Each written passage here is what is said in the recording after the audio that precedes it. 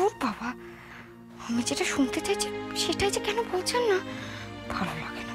কি এত বিড়বিড় করছো বলো তো? কই কিছু না তো, কিছু না বা। দিয়া, আমি তোমায় দেখে আশ্চর্য হয়ে যাচ্ছি। আজকে স্টেট চ্যাম্পিয়নশিপ বাতিল হয়েছে, মায়াঙ্কের মুখে কালির দাগ লেগেছে, তোমার আবার একটা খেলার সুযোগ তৈরি হয়েছে। দিয়া, আজকের দিনটা এত ইম্পর্টেন্ট দিন, তোমার তো এক্সাইটেড হওয়া উচিত। হ্যাঁ, সেখানে তুমি গয়না নিয়ে পড়ে আছো।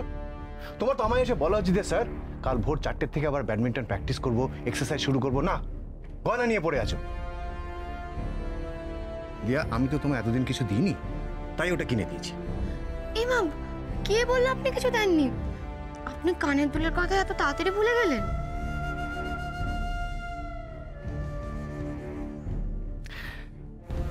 মাইন্ডটাকে ডাইভার্ট করো না দিয়া, সামনে তোমার শুধু একটাই লক্ষ্য, সেটা হচ্ছে কি স্টেট চ্যাম্পিয়নশিপ জেতা।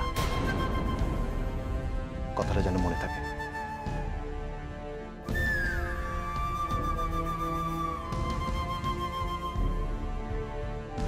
আপনি মুখে যাই বলুন না কেন স্যার, শুধু মাকে ভোলানোর জন্য আপনি আমায় গয়না কিনে দেননি।